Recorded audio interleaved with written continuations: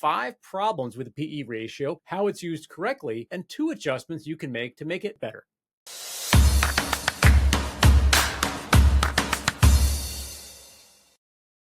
The PE ratio, or price divided by earnings, is the most used but also most misused valuation metric. I'll talk about 5 problems with the PE ratio, how it's used correctly, and 2 adjustments you can make to make it at least a little bit better. The first problem is that PE is illogical. It's fundamentally illogical. If you're buying because of PE, you're buying a company's past earnings, earnings that have already happened, earnings that are or were conceptually owned by whoever owned the stock last year. That's kind of like going to Starbucks and paying for the last guy's latte. He already got it. The second problem is that PE is short-sighted. It's only looking at 1 year of data. That's not a lot, especially if a company did an M&A, has restructuring charges, or it had some one-time windfall. It's not representative of the future. It's kind of like a teacher giving a grade for a whole semester based on one test. Yes, that's one data point, but it's a very limited data point, especially when you're talking about a company that's going to exist for years and probably decades. The third weakness is that PE uses accounting or accrual earnings. Now, accounting standard setters mean well, and they're very smart, and they realize that sometimes cash earnings don't ideally represent economic reality. Pretend a company buys a truck. It pays cash in 1 year, but is going to use that truck for 10 years, right? So accounting standard setters let companies pretend to pay for that truck in 10 installments on their income statement. Roughly, those installments match the economic life of the truck. Likewise, if I sell a 3-year magazine subscription, I get the cash all at once, but I have to pretend like I earn it over 3 years as I fulfill that subscription. Okay, that makes perfect sense. However, academic research has shown that companies abuse these accruals sometimes, not always, but sometimes, and PE, or at least the E in PE, is beholden to that accrual accounting. The fourth problem is that PE needs an E.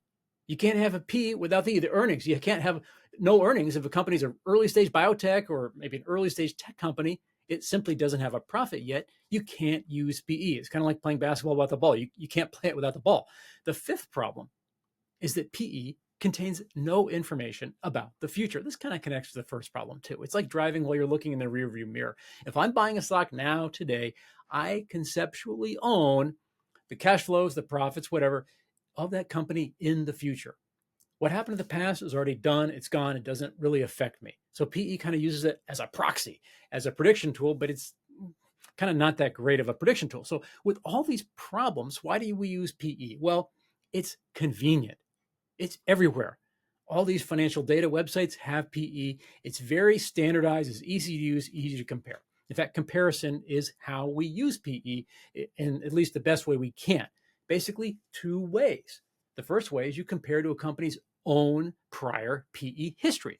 So if a company has a PE of 15 and historically has had a PE of 25 to 30, it might be cheap, especially if you think that PE of 15 is unjustified. Like it's not cheap for a good reason, and you believe in mean reversion, it's going to go back, that multiple is going to expand back to 30, then you would buy that stock. Similarly, you look at the peer group. If a company has a PE of 12, but its peers have a PE of 30 or 40 or 50, it would certainly look cheap, at least based on that one number relative to the peers. And by the way, the S&P 500 has traditionally had a PE average about 15, 16. The average and the median have been roughly about 15 or 16. And let me show a chart here from multiple.com. This chart shows a big spike around 2019, but it's not really a big spike. It's more of an indication of the weakness of PE. You see, in 2019, we had the global financial crisis. Earnings went way down. The market, though, realized that dip in earnings was temporary. It was not rational to extrapolate for a long time based on that. So E dipped, P did not dip quite as much. It dipped a little bit, but not nearly as much as E dipped. Therefore, the fraction, the quotient of that fraction with such a low denominator went way up. So you got what looked like a very expensive price, but actually it was the market just being forward-looking and not overblowing this 1 year. They kept the price relatively consistent, said, okay, it's just a little dip. Let's kind of keep things steady. And that was the right thing to do because earnings did improve. Anyway, speaking of improving, 2 main efforts have been made to improve PE. They don't fix all these problems, but they do address some of them.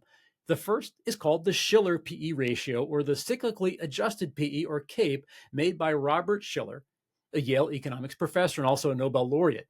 This averages 10 years of past earnings and adjusts for inflation too. It helps smooth out cyclicality. So it absolutely solves that just using 1 year problem.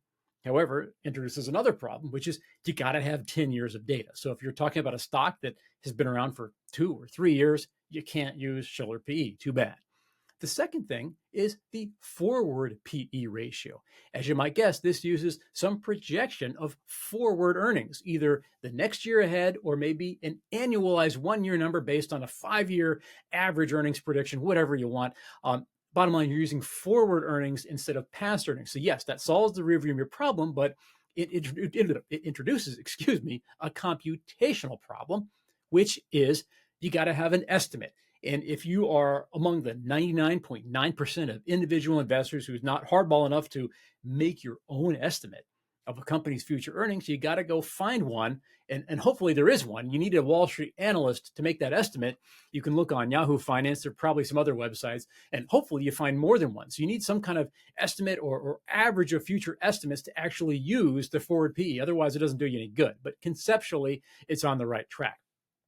Anyway, PE is not the best metric. It is by far the most common metric just because it's so easy to use. You cannot escape it, but you can know its weaknesses and you can know how to use it properly. And if you like this video, please give it a thumbs up here on YouTube and hit subscribe to get notified of future videos just like this.